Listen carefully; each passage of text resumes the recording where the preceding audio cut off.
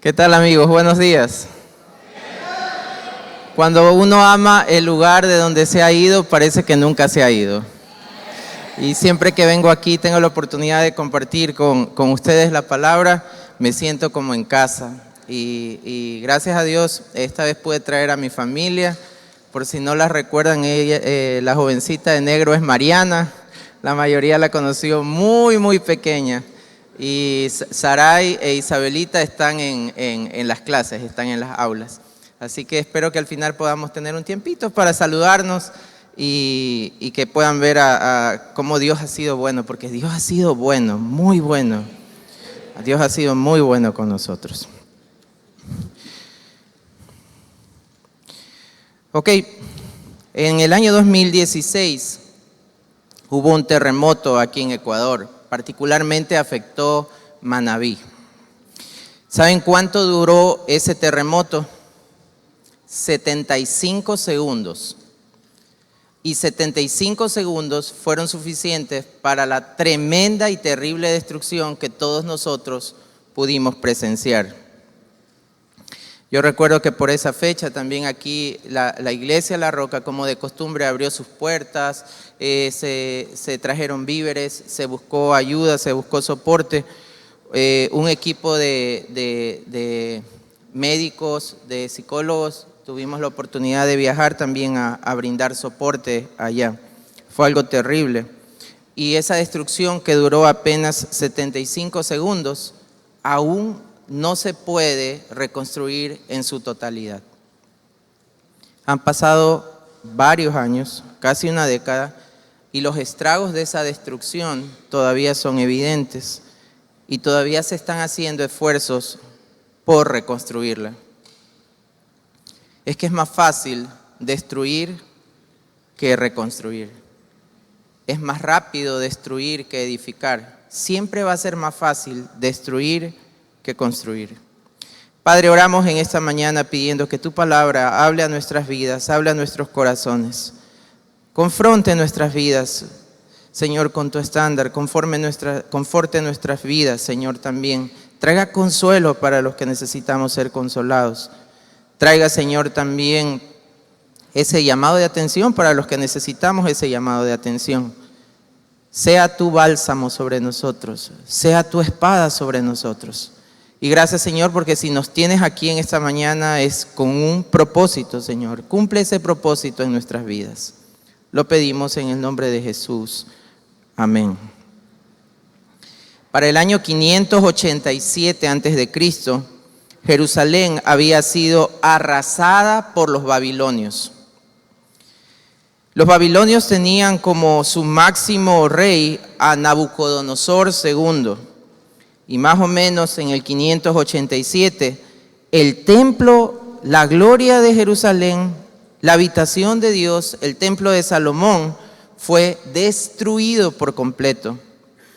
Gran parte de la ciudad fue incendiada, las murallas derribadas y la población fue deportada, fue llevada prisionera a Babilonia, como inicio del conocido exilio babilónico.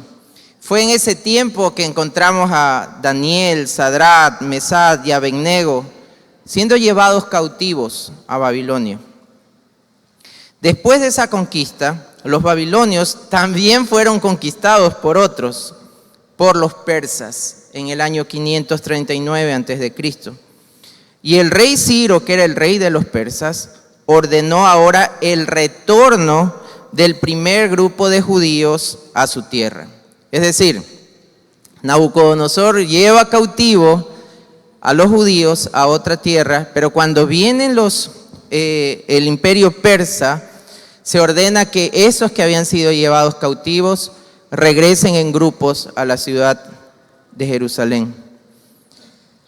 Y en medio de todo esto es así que más o menos unos 100 años después encontramos a un judío llamado Nehemías.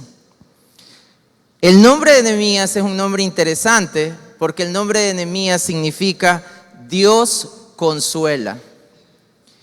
Y tenemos a este judío llamado Nehemías que no había regresado del exilio, sino que seguía siendo el copero del poderoso rey de Persia llamado Artajerjes I. Entonces Nehemías, cuyo nombre significa Dios consuela, era el copero del rey. Él no sabía qué ocurría en Jerusalén, él no había regresado. Lo último que él supo es que todo estaba destruido. Y estando él sirviendo como copero del rey Artajerjes, él recibe noticias de lo que estaba sucediendo en Jerusalén. Ser un copero no era un cargo sencillo, era un cargo de mucha confianza. Porque básicamente el copero del rey era quien probaba los alimentos y las bebidas antes de que el rey las probase, las comiera. Entonces básicamente la idea es esta. Traen el vino del rey, el copero, Nehemías, lo prueba primero y luego los demás esperan. Más o menos calculan. Nehemías, ¿cómo te sientes? Bien, ok, vamos a esperar un momentito más. Están conversando y Nehemías esperando a ver qué pasa. Y entonces ya al cálculo dicen, Nehemías, ¿todo bien? ¿Cuántos dedos ves? 2, ok. Y entonces ya podía el rey servirse sus alimentos. Entonces, básicamente, ser copero era un puesto de mucha confianza. Porque si el copero fuera parte de algún tipo de ataque al rey, se conoce que en la antigüedad había una jarra, un jarro especial que tenía 2 compartimentos y cada uno de estos compartimentos tenía un agujerito. Entonces, cuando querían envenenar a un rey, tapaban un agujero y servían, y entonces se vertía el líquido sin veneno. Lo probaba el copero y luego cuando iban a servir al rey, tapaban el otro agujero, se creaba un vacío y entonces salía el líquido envenenado. Entonces, por todas estas razones, Nehemías tenía que ser alguien de mucha confianza para el rey. Bueno, Nehemías recibe la noticia. Era un hombre que estaba en buena posición, amigos. No estaba él en una cárcel, no era un esclavo, era un copero. Estaba bien comido, estaba bien atendido, tenía buena reputación, veía al rey. Pero él recibe unas noticias alarmantes sobre Jerusalén. Así que, ¿qué tal si vamos a Nehemías, capítulo 1, versículo 1?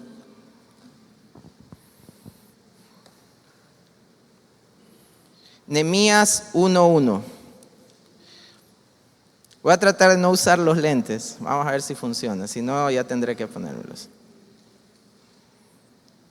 Ya voy por la letra gigante. Sé que hay una extra. Todavía no voy a esa ahí. Pero vamos a ver si funciona todavía la letra gigante. Nehemías capítulo 1, versículo 1. Palabras de Nehemías, hijo de Acalías.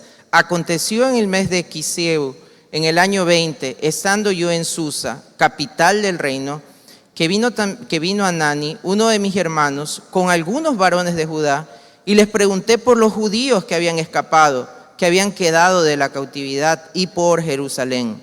Y me dijeron, el remanente, los que quedaron de la cautividad allí en la provincia, están en gran mal y afrenta, y el muro de Jerusalén derribado, y sus puertas están quemadas por fuego. Entonces, el mensaje que recibe Nehemías respecto a la ciudad no es un buen mensaje, no es una buena noticia. A pesar de que hubo grupos que regresaron, no habían logrado reconstruir las murallas. Anteriormente Esdras estuvo en el trabajo de reconstrucción y hubo 2 intentos de reconstruir la ciudad, 2 intentos de reconstruir el templo también. Pero por una u otra razón esos intentos fueron infructuosos. Entonces Nehemías, alguien que estaba cómodo en su lugar, es conmovido en su corazón. El primer punto que vamos a ver es que es Dios quien inicia la reconstrucción. Dios inicia la reconstrucción porque, como veremos, es Dios quien conmueve el corazón de Nehemías. Nehemías tenía una buena intención, pero es Dios quien inicia el trabajo de reconstrucción. ¿Cómo lo inicia? Conmoviendo el corazón de Nehemías. Y cuando leía acerca de este informe respecto a la ciudad, de cómo se encontraba, me ponía a pensar, ¿cuál sería esa Jerusalén para nosotros? Jerusalén representaba la habitación de Dios en la tierra. Él había elegido un pueblo en el cual él moraría. Tenían el templo, lugar que Dios había escogido para encontrarse con el hombre. Y todo eso estaba en ruinas. Y eso me hace pensar que también entre nosotros puede haber áreas que Dios había elegido habitar, que también podrían estar en ruinas. Tal vez esa Jerusalén, esas murallas en ruinas en nuestros casos, es la relación con nuestro cónyuge, es la relación con nuestro esposo, la relación con nuestra esposa.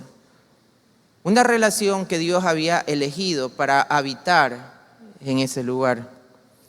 O podría ser la relación con nuestros padres o la relación con nuestros hijos.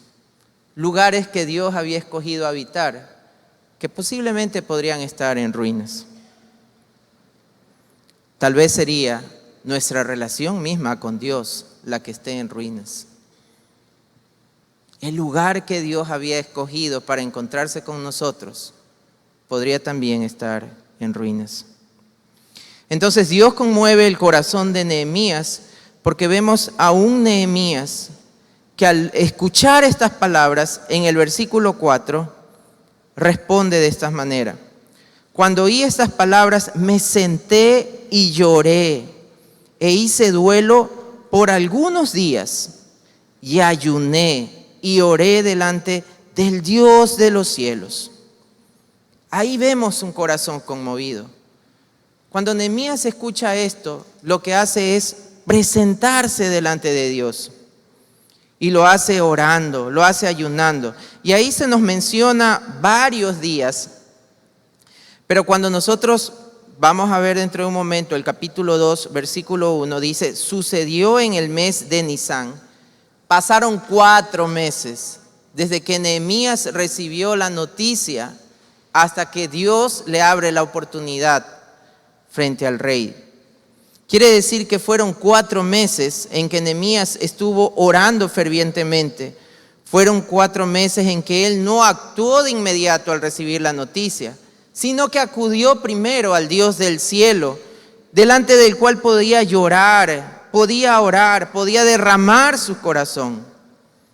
Nehemías entendía que primero hay que estar delante de Dios antes que estar delante de los hombres. Y a continuación encontramos un pasaje tremendo. Recuerden, Nehemías estaba en la capital del reino, habían pasado 100 años. Lo más probable es que él no había estado antes con los judíos en Jerusalén. Pero miren lo que dice Nehemías, versículo 5. Y dije, te ruego, oh Jehová, Dios de los cielos, fuerte, grande y temible, que guarde el pacto y la misericordia a los que le aman y guardan sus mandamientos. Esté ahora atento tu oído y abiertos tus ojos para oír la oración de tu siervo, que ahora hago delante de ti día y noche, por los hijos de Israel, tus siervos. Y confieso los pecados de los hijos de Israel que hemos cometido contra ti. Sí, yo y la casa de mi padre hemos pecado. En extremo nos hemos corrompido contra ti y no hemos guardado los mandamientos, estatutos y preceptos que diste a Moisés tu siervo. Acuérdate ahora de la palabra que diste a Moisés tu siervo, diciendo, si vosotros pecareis, yo os dispersaré por los pueblos. Pero si os volviereis a mí y guardareis mis mandamientos y los pusiereis por obra, aunque vuestra dispersión fuera hasta el extremo de los cielos, de allí os recogeré. Yo os traeré al lugar que escogí para hacer habitar allí mi nombre. Ellos pues son tus siervos y tu pueblo, los cuales redimiste con tu gran poder y con tu mano poderosa. Te ruego, oh Jehová, esté ahora atento tu oído a la oración de tu siervo y a la oración de tus siervos, quienes desean reverenciar tu nombre. Concede ahora buen éxito a tu siervo y dale gracia delante de aquel varón, porque yo servía de copero al rey. Dios conmueve el corazón de Nehemías. Pero cuando Nehemías se presenta delante de Dios, él no está acusando a los asirios, no está acusando a los babilonios, no está diciendo, levántate Dios, pelea por nosotros, destruye. Nehemías reconoce que la razón de lo que estaba pasando había sido el corazón duro del pueblo. Nehemías reconoce, sí, ellos nos llevaron, pero fuiste tú quien los usó. Porque tú habías dicho que si te somos infieles, seríamos dispersados. Desde el huerto encontramos a un Adán no reconociendo su pecado ni su culpa, culpando a Eva. Encontramos a una Eva no reconociendo su pecado y su culpa, culpando a la serpiente. Y esa herencia de no reconocer nuestra parte en lo que nos estaba aconteciendo ha pasado de generación en generación. Nehemías reconoce, esto pasa porque te fuimos infieles. Y en nuestra Jerusalén, lo que estamos atravesando, lo que estamos viviendo, la destrucción de la relación en nuestro hogar, la destrucción de la relación con nuestros hijos, la relación con nuestros padres, en nuestra iglesia, la destrucción de la relación con nuestros hermanos. ¿Acaso culparemos sin mirar la parte que tenemos nosotros? ¿Acaso nos presentaremos delante de Dios sin reconocer que tenemos también parte en esta situación? Porque donde no hay reconocimiento, donde no hay confesión de pecado, la misericordia de Dios no puede derramarse. Este pueblo necesitaba misericordia, pero para que viniese esa misericordia debía de haber un reconocimiento, una necesidad del pueblo. Lamentablemente no la hubo. Y fue Nehemías quien tuvo que ponerse frente a Dios en lugar de este pueblo. ¿Cuánta parte tenemos nosotros en la destrucción que podemos estar atravesando? Como dicen por ahí, el primer paso es reconocer nuestro problema. No culpar a otros, reconocer nuestro problema. Y reconocer nos lleva a confesar.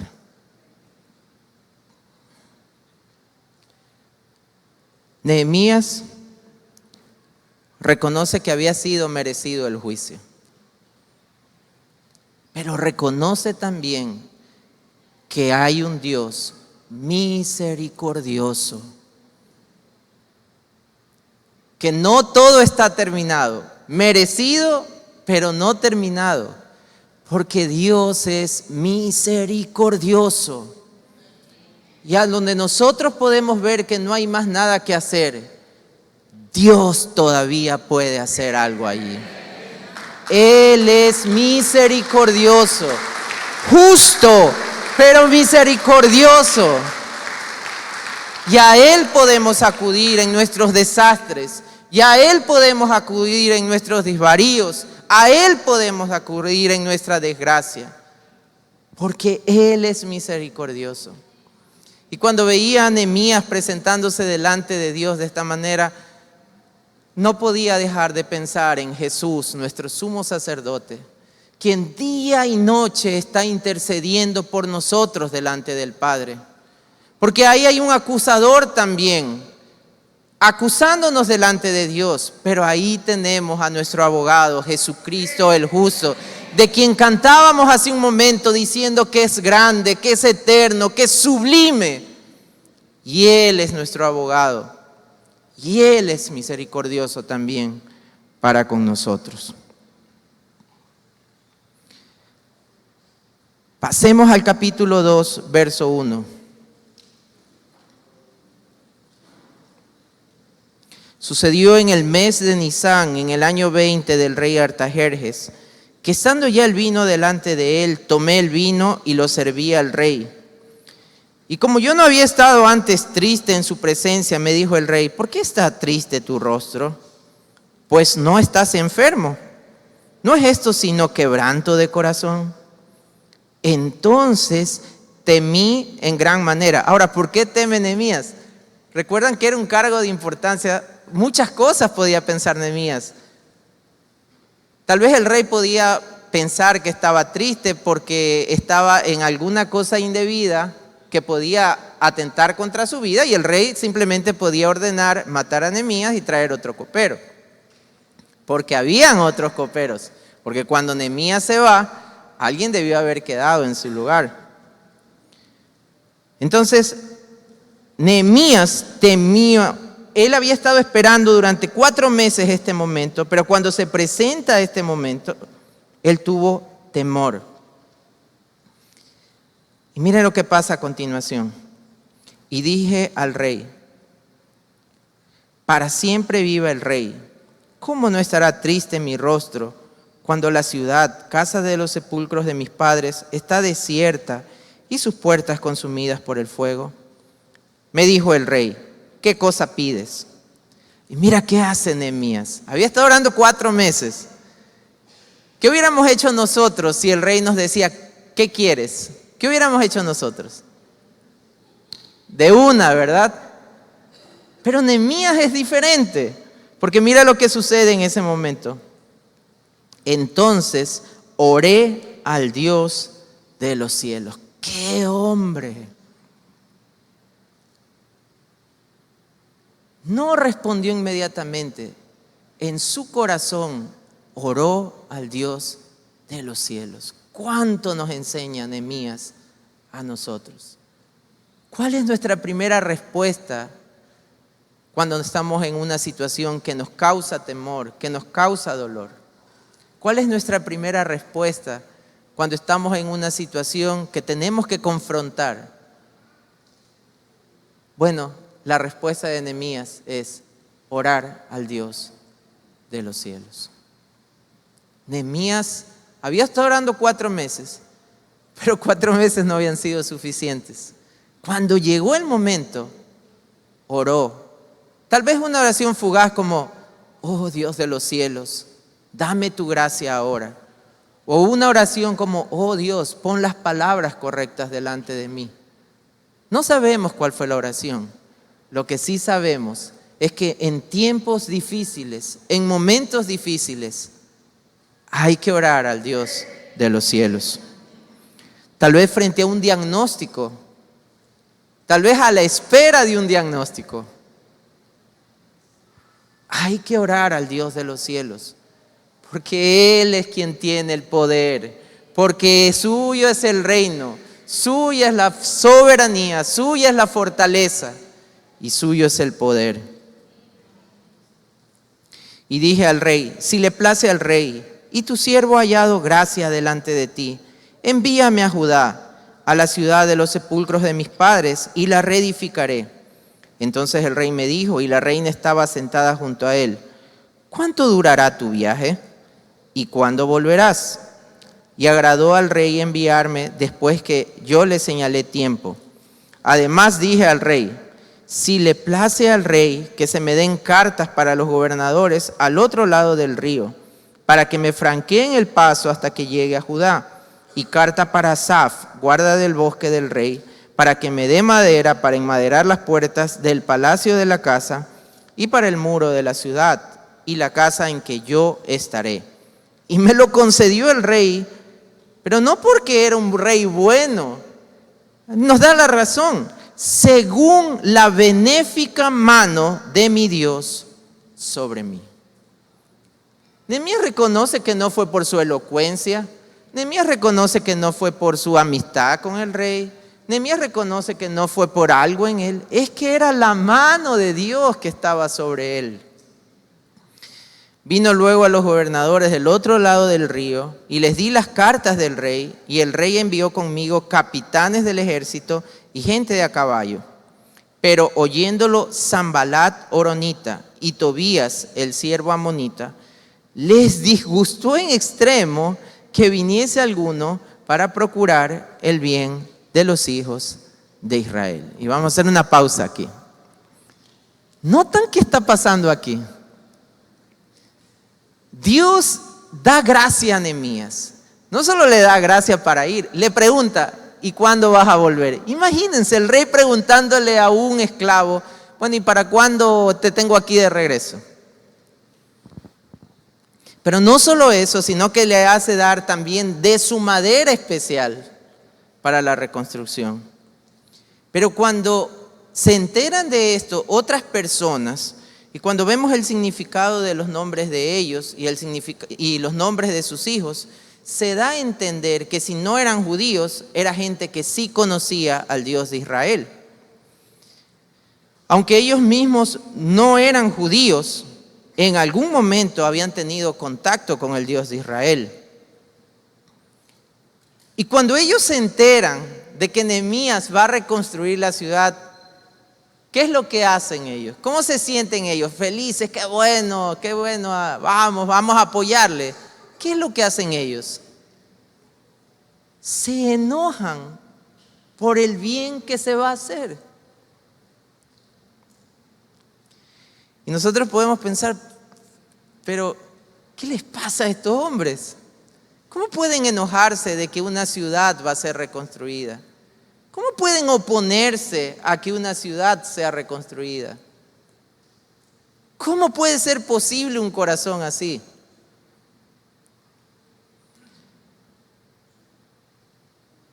Sin embargo, tristemente en ocasiones podemos ser nosotros los Tobías y los Sanbalat.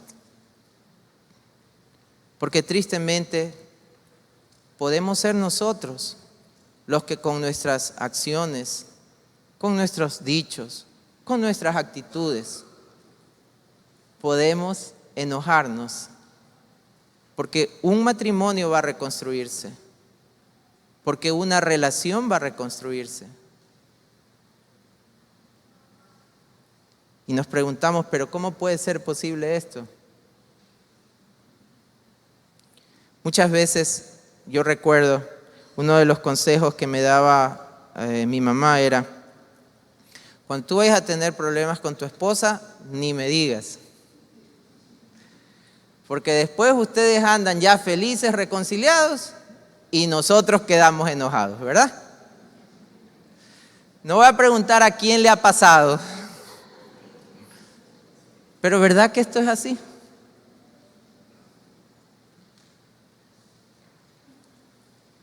Y ya la pareja está en vías de restauración, esa Jerusalén está en vías de restauración, y nosotros, pero ¿cómo puede ser posible después de lo que le hizo, después de lo que le dijo a mi hijo? Y esa pareja ya está caminando ahí, media coja, pero caminando hacia reconstruir. No, pero yo no voy a permitir esto. Yo voy a hablar con mi hijo, voy a hablar con mi hija, le voy a decir que no se deje, que no ceda, que no lo perdone. Sanbalat y Tobías.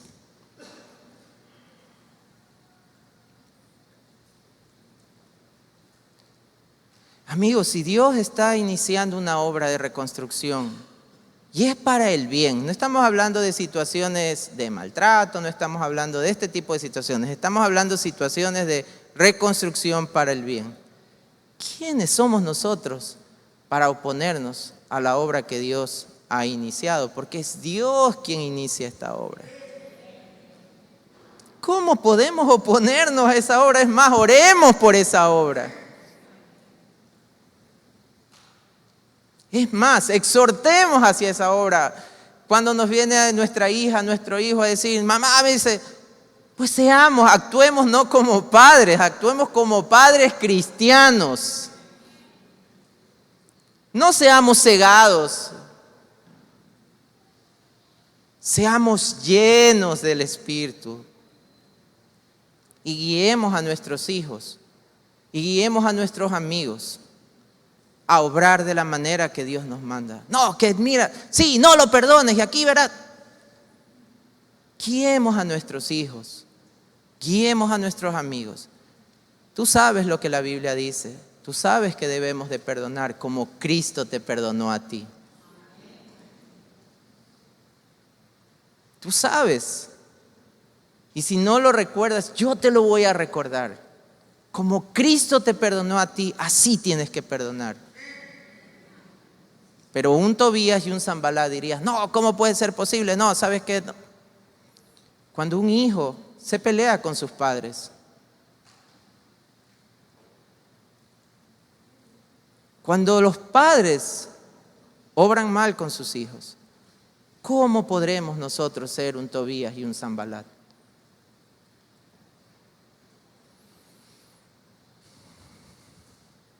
Y en nuestra relación con Dios,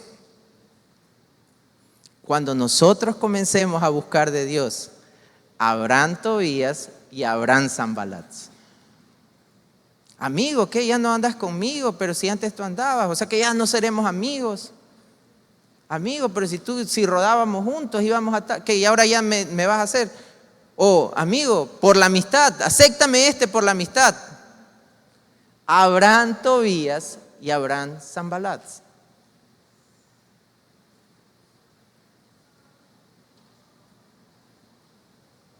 El esposo quiere venir a la vigilia. No te vas, tú no te vas. La esposa quiere venir a la vigilia. Tú no te vas nada, tú ni una noche duermes fuera de la casa. Tobías y Sanballat. Los jóvenes quieren venir al grupo de jóvenes. No, porque mañana te vas a poner a limpiar el patio. Tobías y Sanballat. Papá, el domingo tú no nos has llevado a la playa, no te vayas a la iglesia, llévanos a la playa. Tobías y Sanballat. Siempre habrá oposición cuando Dios comienza una obra de reconstrucción. El problema es si nosotros somos parte de esa oposición. Así que Dios ha conmovido el corazón del rey y los planes de reconstrucción están en marcha. Dios conmueve el corazón de Nehemías, Dios conmueve el corazón del rey, pero no todos los corazones fueron conmovidos.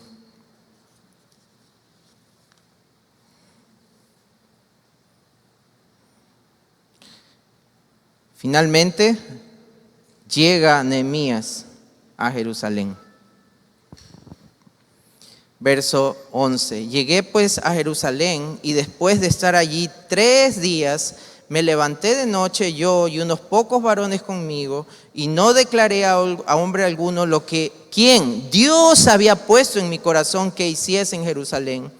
Ni había cabalgadura conmigo, excepto la única en que yo cabalgaba. Y salí de noche por la puerta del valle hacia la fuente del dragón, a la puerta del muladar, y observé los muros de Jerusalén que estaban derribados y sus puertas que estaban consumidas por el fuego.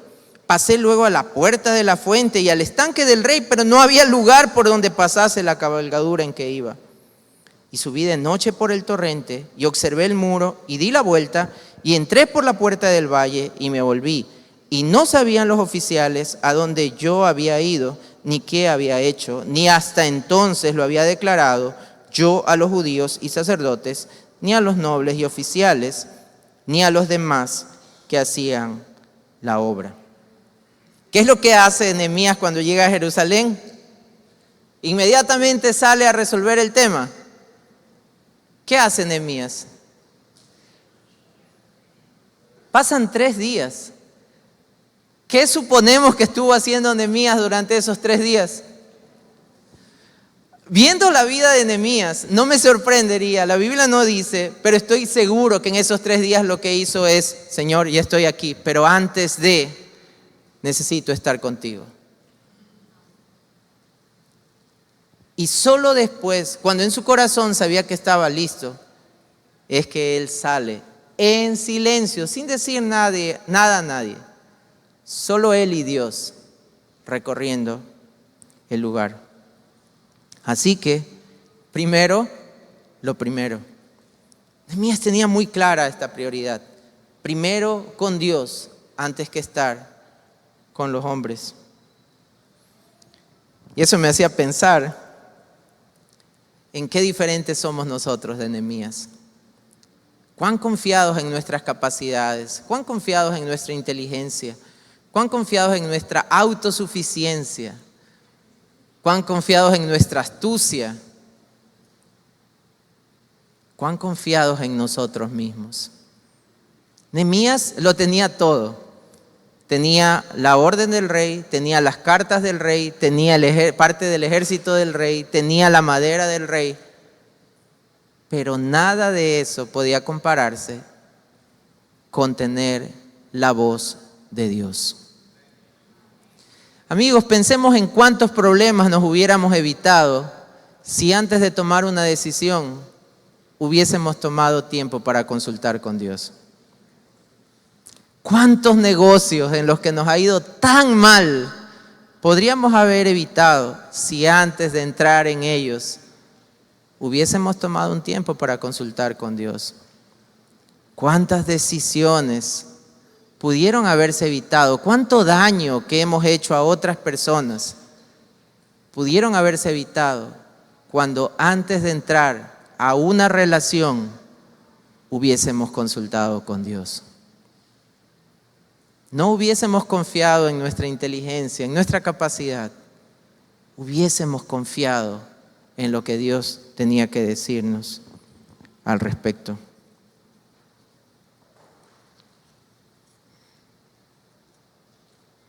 Con frecuencia decimos, pero es que si yo hubiera sabido, no hubiera hecho esto. Nosotros no podemos ver el futuro. Dios sí. Por eso debemos de ir a aquel que sí conoce el futuro. Aquel que puede guiarnos como un padre a su hijo, como un pastor a su rebaño. Dios sí lo conoce. Por eso debemos de acudir a Él. Nehemías entendía que lo único que le podría dar victoria era la bondadosa mano de Dios. Recuerdan que en estos pasajes varias veces hemos visto la mano de mi buen Dios, la mano de Dios. ¿Qué es esto de la mano de Dios? Vamos por un momento a 1 de Pedro 5:6.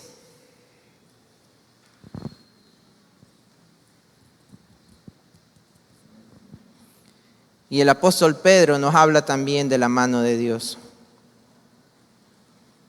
Porque en 1 de Pedro 5:6 se nos dice, humillaos pues bajo la poderosa mano de Dios, para que Él os exalte cuando fuera tiempo, echando toda vuestra ansiedad sobre Él, porque Él tiene cuidado de vosotros. Necesitamos humillarnos delante de Dios, y humillarse es reconocer que yo no puedo.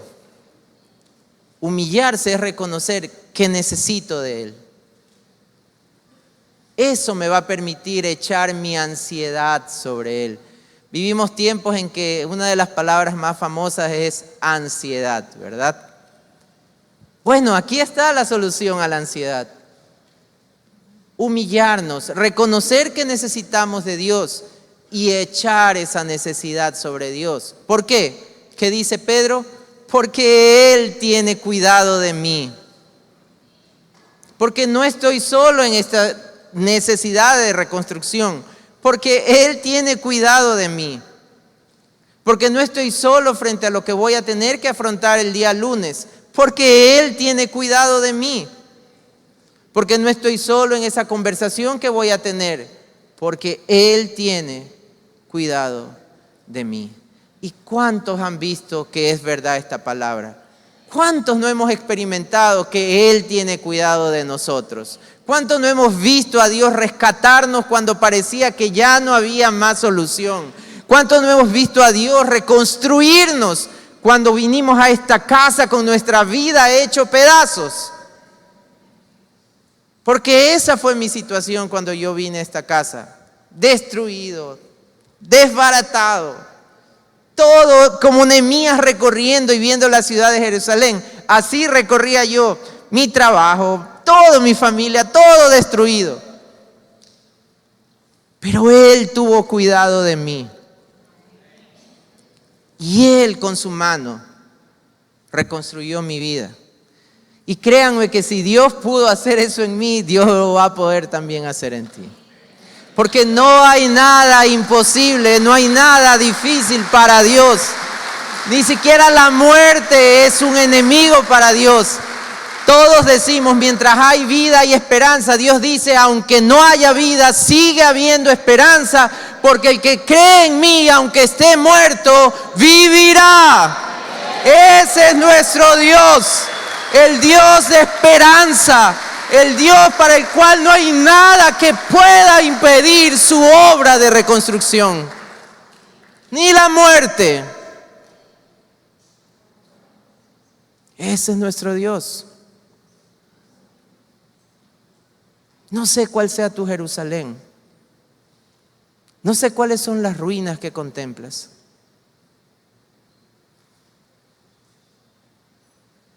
Pero sé que Dios es misericordioso y es el Dios de esperanza y de consolación.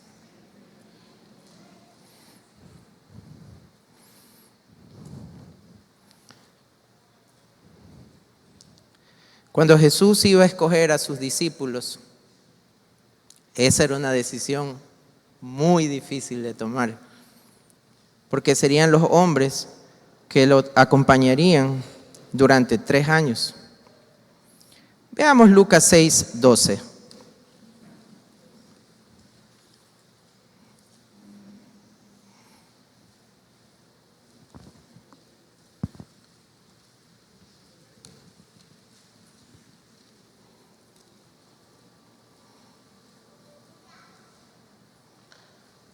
En aquellos días él fue al monte a orar y pasó la noche orando a Dios. Y cuando era de día, llamó a sus discípulos y escogió a 12 de ellos.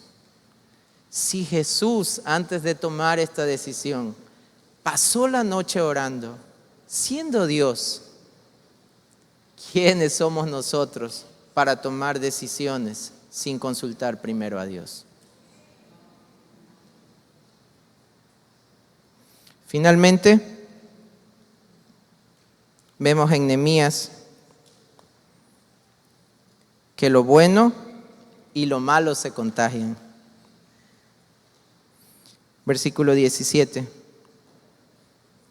Les dije, pues, vosotros veis el mal en que estamos, que Jerusalén está desierta y sus puertas consumidas por el fuego. Venid y edifiquemos el muro de Jerusalén y no estemos más en oprobio. Entonces le declaré, ¿qué cosa? Cómo la mano de mi Dios había sido buena sobre mí. Y asimismo las palabras que el rey me había dicho, y dijeron, entonces levantémonos y edifiquemos. Así esforzaron sus manos para bien. Y en 19, pero cuando lo oyeron Sanbalat horonita, Tobías el siervo amonita, y ahora hay otro más, porque no solo lo bueno se contagia, lo malo también. Gesén el árabe, hicieron escarnio de nosotros y nos despreciaron diciendo, ¿qué es eso que hacéis vosotros? ¿Os rebeláis contra el rey? Y en respuesta les dije, el Dios de los cielos, Él nos prosperará y nosotros sus siervos nos levantaremos y edificaremos, porque vosotros no tenéis parte ni derecho ni memoria en Jerusalén.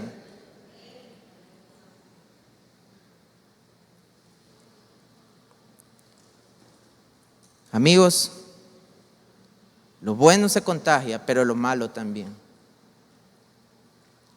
¿Qué escoges contagiar tú?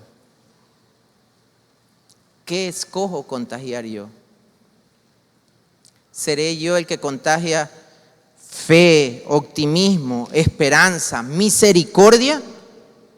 ¿O seré yo el que contagia crítica, división, desunión y maltrato? Esa decisión está en nosotros. Porque nuestras palabras pueden edificar, pero también nuestras palabras pueden derribar. Escogeremos ser como los hombres de Jerusalén que fueron contagiados por Nehemías a la reconstrucción, o escogeremos ser como este árabe contagiado por Tobías y por su compinche para destrucción. Esa decisión queda en nosotros. Y para finalizar,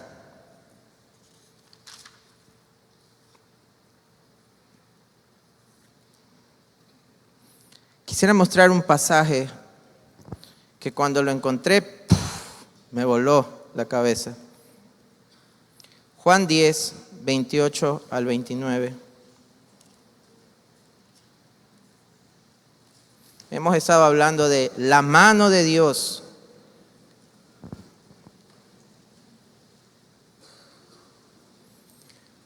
Y veíamos que lo que le dio victoria a Nehemías había sido la mano de Dios. Juan 10, 28 dice, Jesús hablando, y yo les doy vida eterna y no perecerán jamás, ni nadie las arrebatará de mi mano. Está hablando Jesús. Mi Padre que me las dio es mayor que todos y nadie las puede arrebatar de la mano de mi Padre. ¿Notas esto? La mano que había estado sobre Nehemías no había sido solo la mano del Dios que conocía a Nehemías para aquel tiempo. Era Jesús también, porque la mano del Padre es la mano de Jesús que también nos sostiene. Porque Dios es un ser que es único, pero son tres personas en Él. Entonces a Nehemías era Jesús también quien estaba poniendo su mano sobre él para bendecirlo. Él no lo conocía, estaban en el Antiguo Testamento, pero era la Trinidad obrando a favor de Nehemías. Y aunque la mano del Padre, la mano del Hijo tienen igual poder, la mano del Hijo tiene algo diferente. La mano del Hijo tiene las huellas de la cruz. Y cuando yo pensaba en esto, veía algo así como la mano del Padre y la mano perforada del Hijo, una sobre otra, sobre Nehemías. Porque Jesús había sido el Cordero que desde antes de la fundación del mundo, ya en la mente del Padre había sido sacrificado. Y aunque en ese momento no tenía el hueco todavía en su mano, era una mano de poder y de misericordia. Esa es la mano que necesitamos sobre nuestra vida. La mano que fue perforada, pero también la mano poderosa del Padre, porque Jesús y el Padre son uno, porque ellos son Dios. Así que no solo necesitamos una mano poderosa, también necesitamos una mano misericordiosa, porque fue por misericordia, fue por gracia, fue por amor que esa mano había sido perforada en la cruz. Pónganse por favor de pie.